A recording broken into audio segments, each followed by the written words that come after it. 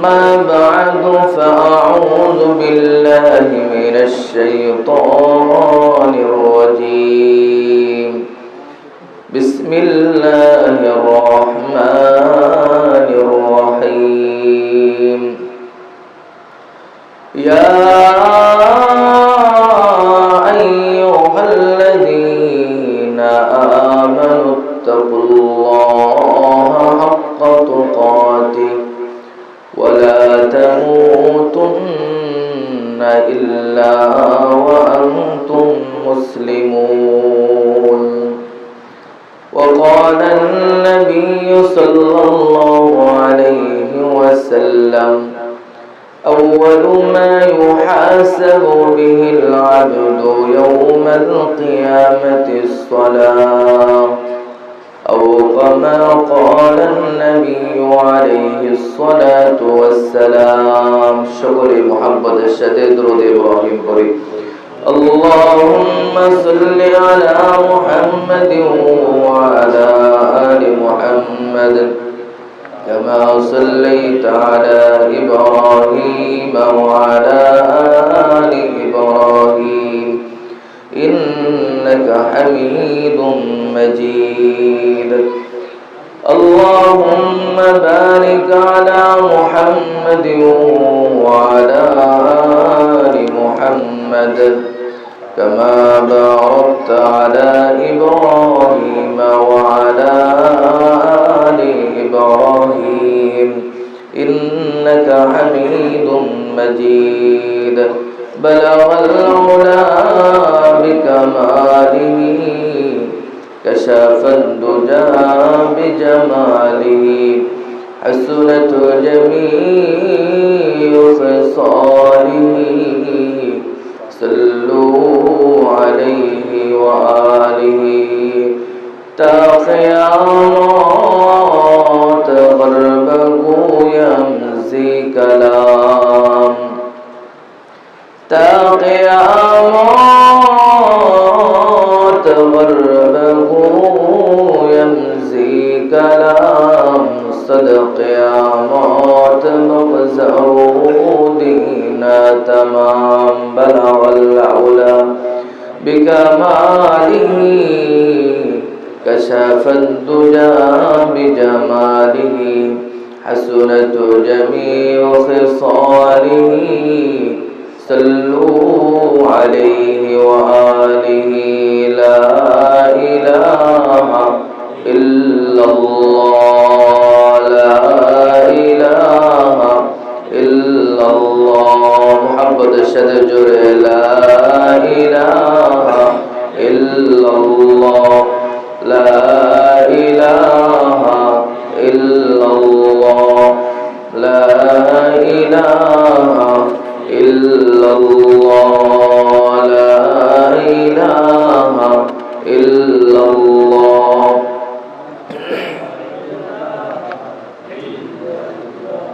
لا إله إلا الله محمد رسول الله صلى الله عليه وسلم. আলহামদুলিল্লাহ। আল্লাহ পাকের আলিশানের দরবারে অসংখ্য অগণিত শুকর গুজার করছি যে মহান মালিক আমাদের সকলকে রমজানুল মুবারকের 30টি রোজা পূরণ করে সাথে সাথে রমজানুল মুবারকে 5টি জুমা আল্লাহ তাআলা দান করেছেন। এজন্য সকলের শুকরিয়া আদায় করে আলহামদুলিল্লাহ। এটা আমাদের জন্য অত্যন্ত ভাগ্যের বিষয়। আল্লাহ তাআলা একই রমজানে 5টি জুমা একত্রিত করেছে, সাথে সাথে আল্লাহ তাআলা 30টি রোজা রাখার তৌফিক দান করেছেন। এজন্য আবারও বলি আলহামদুলিল্লাহ। আজকের আলোচ্য বিষয় হলো রমজানুল মুবারকের আল্লাহ তাআলা আমাদেরকে রোজা রাখার তৌফিক দান করেছেন। সিয়াম সাধনা তাকওয়া ভীতি বাকি 11 মাস আমরা এই তাকওয়া নিয়ে কিভাবে কাটাতে পারি। আল্লাহ তাবারাকা ওয়া তাআলা শুরুতে বলেছেন, ইয়া আইয়ুহাল্লাযীনা আমানু কুতিবা আলাইকুমুস সিয়াম কামা কুতিবা আলাল্লাযীনা মিন ক্বাবলিকুম লাআল্লাকুম তাত্তাকুন। হে মুমিন বান্দা বান্দীরা, তোমাদের উপর রোজাকে ফরজ করা হয়েছে যেভাবে তোমাদের পূর্ববর্তীদের উপরও ফরজ করা হয়েছিল, যাতে করে তোমরা তাকওয়া অর্জন করতে পারো। তাহলে রোজার মূল পাওনা ছিল আমাদেরকে তাকওয়ার শিক্ষা দিবে। রোজার মূল কার্যক্রমই ছিল আমাদেরকে তাকওয়ার শিক্ষা দিবে, খোদাভীতি শিক্ষা দিবে। আসলে তো তাই দিয়েছে। আল্লাহর ভয়ে ইচ্ছা করলে বান্দা যে কোনো জায়গায় পানাহার আহার করতে পারত। একমাত্র আল্লাহর ভয়ে রুমের মধ্যে একাকী থাকা অবস্থায়ও বিভিন্ন রকমের ফল পুরুষ থাকার পরও সে খাবার গ্রহণ করে নাই। শুধু কি তাই, ইফতারের সামনে হরেক রকমের খাবার উপস্থিত আছে, মনে চাচ্ছে, হাতে শক্তি জোর আছে, কেউ দেখছে না, তারপর একমাত্র খায় নাই কার ভয়ে? আল্লাহর ভয়ে। তার রোজা তা শিক্ষা দিয়েছে কিনা? অবশ্যই শিক্ষা দিয়েছে। রোজা তাকওয়া ভীতি, খোদা ভীতি শিক্ষা দিয়েছে।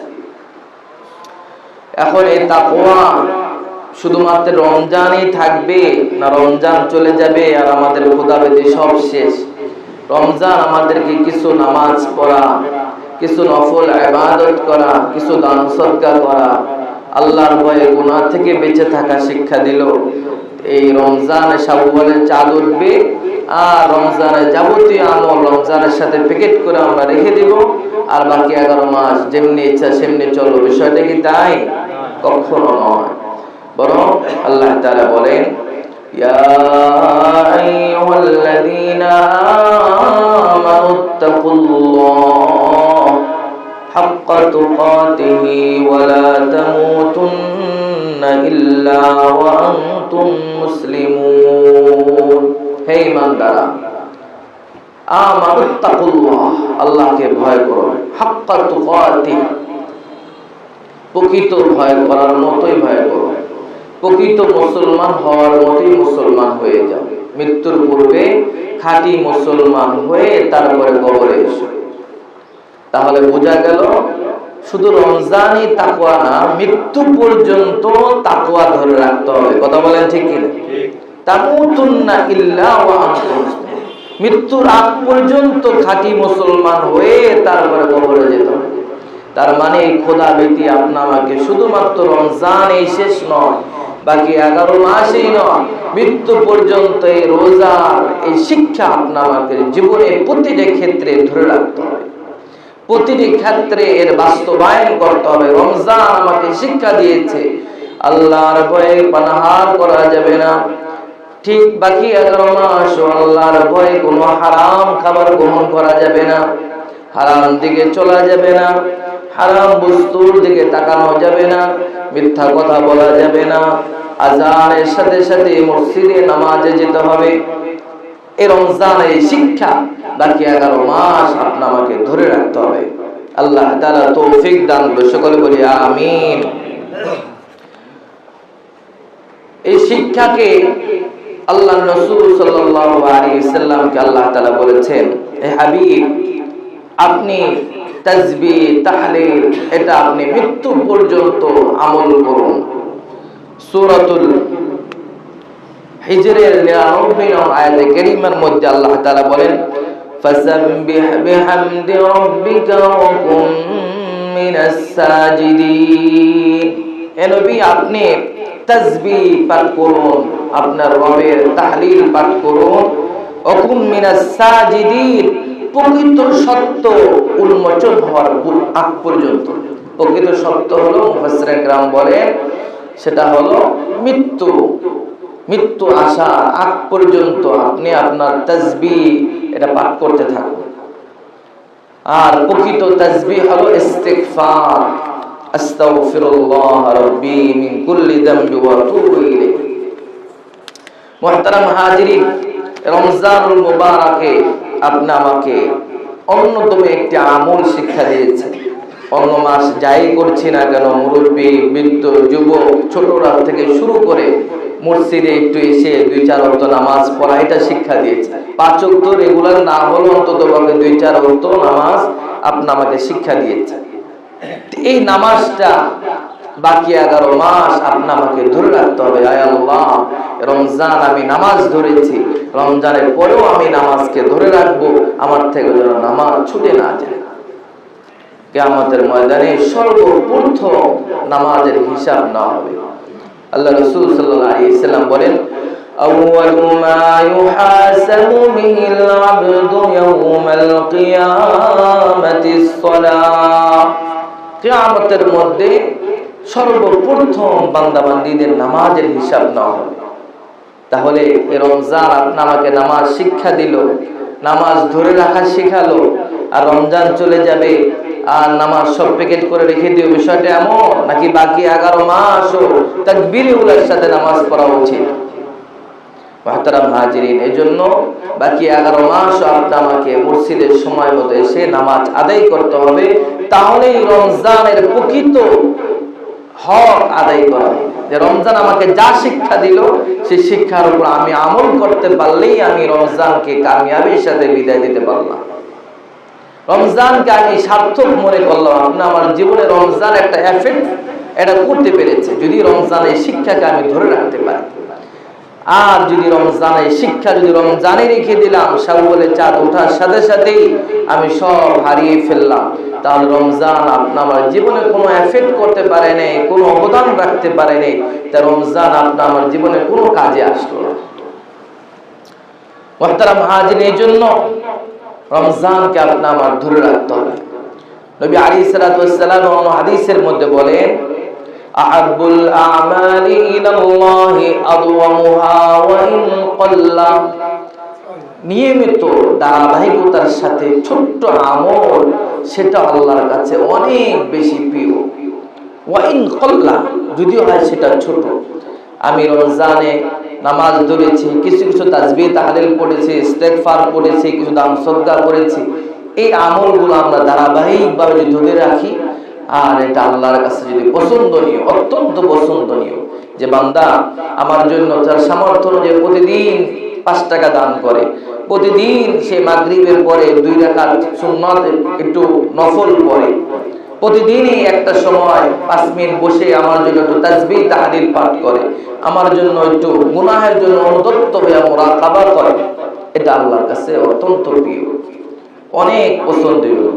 আহাব্বুল আমাল বলা হয়েছে, অত্যন্ত প্রিয় আমল। এজন্য এই কাজগুলো আমরা ধরে রাখবো। রমজানের আমলগুলো ধরে রাখলে আল্লাহ তাআলা এই রমজানের বারাকাত আর ফাজাল, এটা আল্লাহ তাআলা বাকি 11 মাস আপনার আমার জীবনে বরকত দ্বারা ভরপুর করে দেন। বলেন না সুবহানাল্লাহ। জানালি করে দেন। তারপরে আল্লাহ রাসূল সাল্লাল্লাহু আলাইহি ওয়াসাল্লাম বলেন, তুবা লিমান ওয়াজাদা ফি সুহাইফাতিহি ইস্তিগফারান কাসীরা। সবচেয়ে উত্তম তাসবিহ হলো ইস্তিগফার। ইস্তিগফার করা। আমার একটা ভুল হয়ে গেছে, সাথে সাথে আমি বলি আস্তাগফিরুল্লাহ।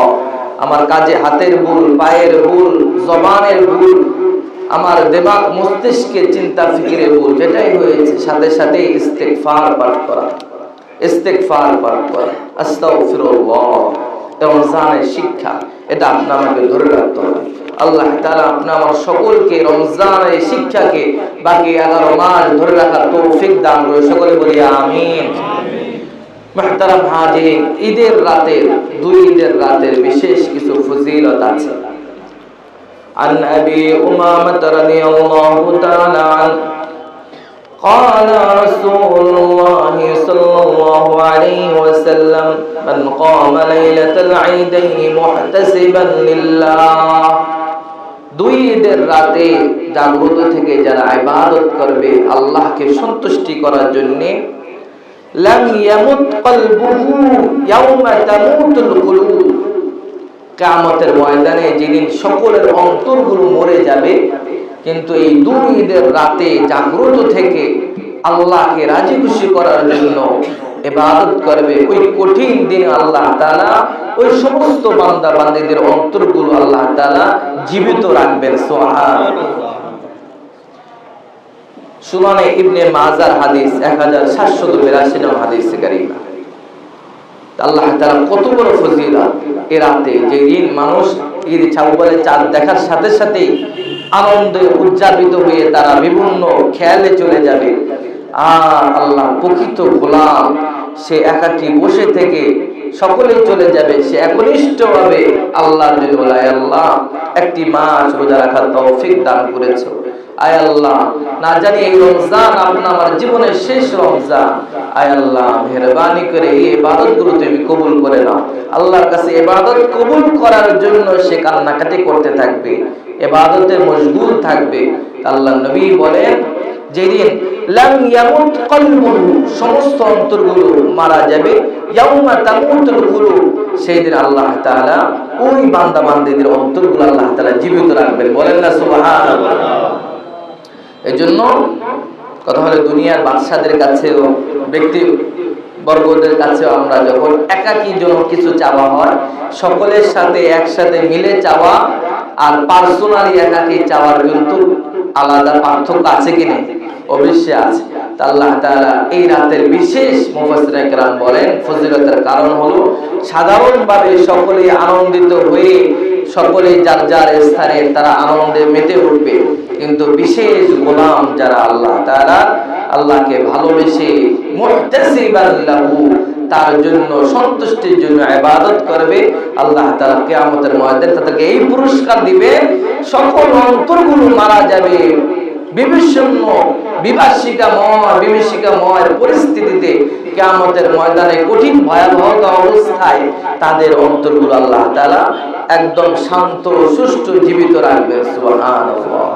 আল্লাহ তাআলা এই রাতে ইবাদত করার তৌফিক দান করুন, সকলে বলি আমিন। ঈদের দিনে ঈদের সালাত আদায়ের আসার আগ পর্যন্ত কিছু সুন্নাহ আছে যেটা আমরা আগামী কাল করতে পারি। প্রথমে আমরা ঈদগাহে যাওয়ার পূর্বে কিছু কুরবানি ঈদে নিজের পশু দ্বারা গোশত আহার করা, এটা সবচেয়ে উত্তম।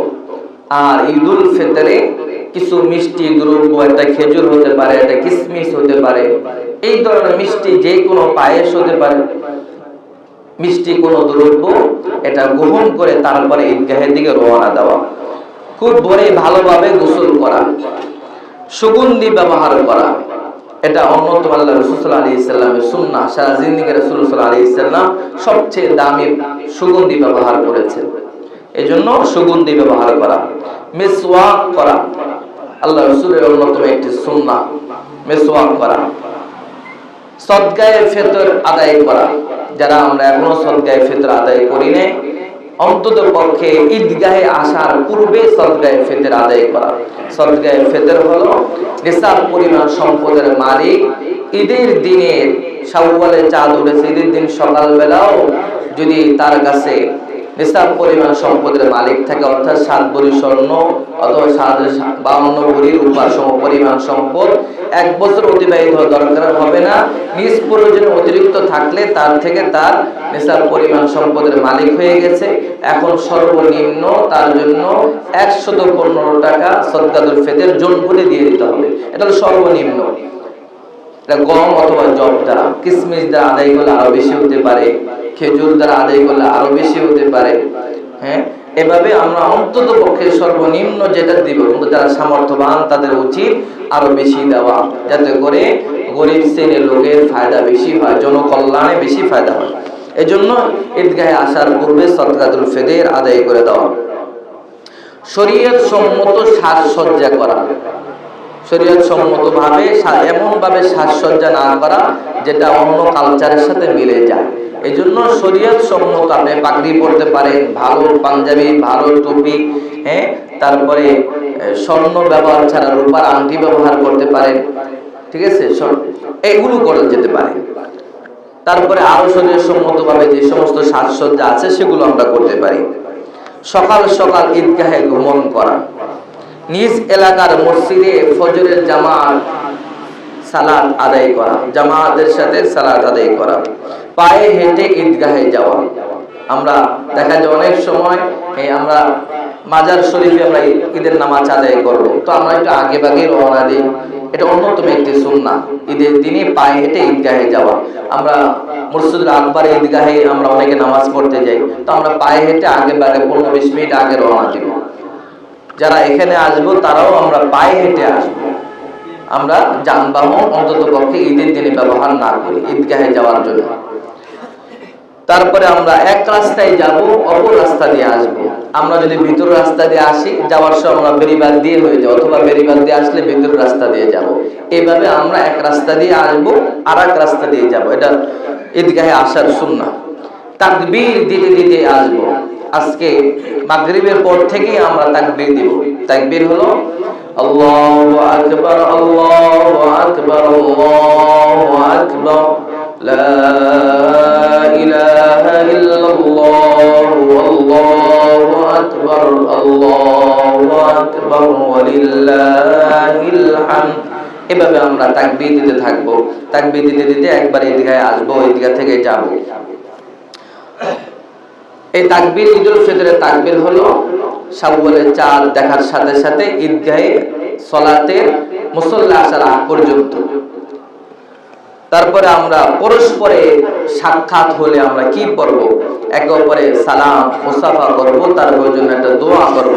তাকাব্বালুল্লাহু মিন্না ওয়া মিনকুম, আয় আল্লাহ, আপনার এবং আমার, তোমার এবং আমার উভয়ের পক্ষ থেকে আমাদের আমলগুলো আল্লাহ তাআলা কবুল করেন। তাকাব্বালুল্লাহু মিন্না ওয়া মিনকুম, আয় আল্লাহ, আপনি আমার এবং আমার ভাইয়ের আমলগুলো কবুল করে নেন। এই দোয়াটি আমরা করতে পারি। আল্লাহ তাবারক ওয়া তাআলা আমাদের সকলকে আমাদের রোজা, সিহরি, তারাবি, ইফতারি সহ রমজানুল মুবারকের সকল ইবাদতগুলো আল্লাহ কবুল করেন। সকলে বলি আমিন। আল্লাহ তাআলা আমাদের সকলের দান ও সদকাগুলো কবুল করেন। সকলে বলি আমিন। ওয়া আখিরু দাওয়ানা আলহামদুলিল্লাহি রাব্বিল আলামিন। যারা